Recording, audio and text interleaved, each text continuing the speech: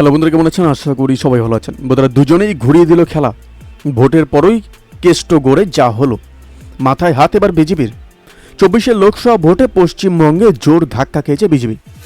গতবার থেকে আসন সংখ্যা বৃদ্ধি পাওয়া তো দূর, এবার 19-এর ভোটে জেতা বহু আসনও এবার হাতছাড়া হয়েছে গেরুয়া শিবিরের।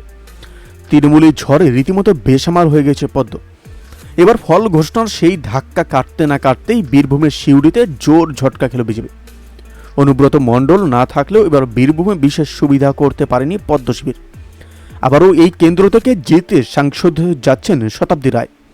এবার রেজাল্ট বেরোনোর সপ্তাহখানেকের মাথায় বীরভূমের সিউড়িতে ভাঙ্গন ধরল পদ্ম শিবিরের। করিদ্ধা গ্রাম পঞ্চায়েত হাতছাড়া হয়ে গেল বিজেপির। 17টি আসন বিশিষ্ট করিদ্ধা গ্রাম পঞ্চায়েত এতদিন বিজেপির দখলে ছিল। টিএমসির ঝুলিতে 8টি এবং বিজেপি ঝুলিতে 9টি আসন ছিল। তবে সোমবার ক্ষমতা হারালো পদ্ম শিবির। এদিন করিদ্ধা পঞ্চায়েতের উপপ্রধান এবং একজন পঞ্চায়েত সদস্য বিজেপি ছেড়ে তৃণমূলে যোগ দেন। ফলত টিএমসির সংখ্যা আসন বেড়ে দাঁড়ালো 10টি এবং বিজেপির হলো 7টি। দুজন দলবদল করলেও সরকারিভাবে 2.5 বছর আগে আনাস্থা আনা যাবে না।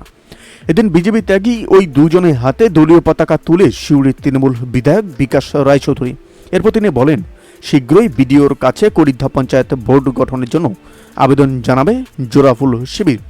প্রসঙ্গত 2024 লোকসভা ভোটের ফলাফলের পর থেকেই রাজ্যের নানান প্রান্ত থেকে দল বদলের খবর আসছে। অনেকেই এই আবহে ফুল বদল করছেন। এবার যেমন বীরভূমে বিজেপি শিবিরের ভাঙ্গন নিয়ে রাজনৈতিক তরতরজা শুরু হয়েছে।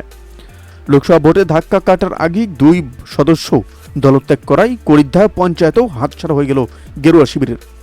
এই বিষয়টি নিয়ে আপনাদের কি মতামত অবশ্যই আমাদের কমেন্ট করে জানাবেন। ভালো থাকবেন, সুস্থ থাকবেন, ধন্যবাদ। দেখা হচ্ছে নতুন একটি ভিডিওতে। আপনি কোথা থেকে দেখছেন এই ভিডিওটিকে অবশ্যই আমাদের কমেন্ট করে জানাতে ভুলবেন না।